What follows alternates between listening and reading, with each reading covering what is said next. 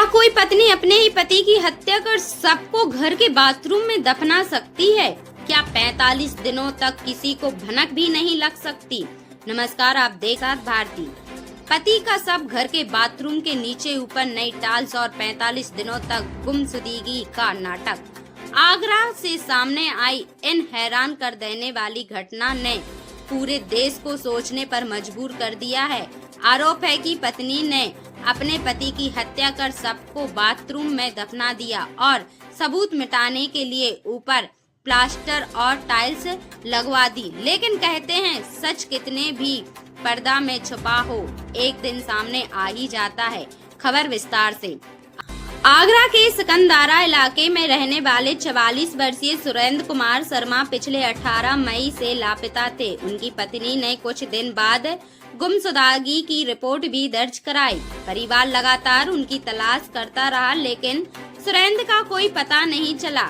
मामले में बड़ा मोड़ तब आया जब पत्नी ने कथित तौर पर खुद बताया कि उसने पति की हत्या कर सबको घर के बाथरूम में दफना दिया है।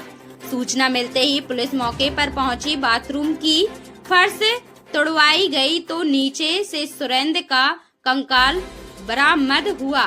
शुरुआती जांच में सामने आया कि सबको दफनाने के बाद ऊपर प्लास्टर और नई टाइल्स लगवाई गई थी ताकि किसी को कोई शक ना हो। अब पुलिस यह भी जांच कर रही है कि इस वारदात में कोई और शामिल था या नहीं। आरोपी महिला से पूछताछ जारी है और हर पहलू की जांच की जा रही है। यह घटना बताती है कि अपराध कितना भी बड़ा क्यों ना हो, सच एक दिन सामने आ ही जाता है। रिश्तों में विवाद का समाधान कानून और बातचीत से होना चाहिए, हिंसा से नहीं।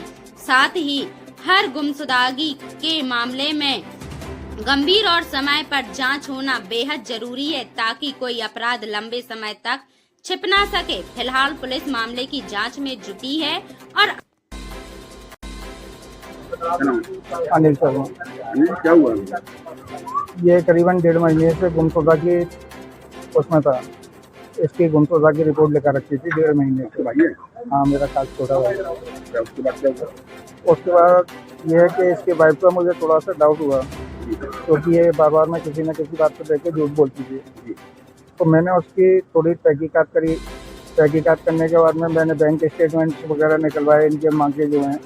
तो उसके आधार पर मैंने इससे करीब पूछा मैंने कि अगर तुझे कोई परेशानी है या किसी भी चीज़ से तू डर रही है या कोई तूने करा है या वो तुझसे कुछ कह के गया है तो मैंने मुझे बता, मैं तेरी मदद करूँगा। मैंने कि मैं तुझे कुछ नहीं होने दूंगा। मैंने तू एक बार बस खाली मुझे बता तो दे कि मुझसे ये गलती हो गई है या मुझसे ये कह के गया है वो। लेकिन फिर उसने कल तक नहीं बताया। फिर आज मेरे पास में उसका कॉल आया कि आप घर आओ। तो मैं सुबह 6 बजे घर आया था इसके बाद। हाँ, आपका भाई और हाँ, ये मेरी भाई दोनों रहते हैं। अब उन्होंने फिर सुबह मुझे अपना कन्वेंस किया। मैंने उससे पूछा, मैंने कि कहाँ है? बोले यहीं है घर पे। मैंने घर पे कहाँ? बोले बाथरूम में। मैंने बाथरूम में जाके देखा लेकिन मुझे कुछ मिला नहीं। तो मैंने कहा बाथरूम में तो है नहीं। मैंने क्या बताना चाह रही है? बोली है बाथरूम में, लेकिन बाथरूम में ज़मीन के नीचे है।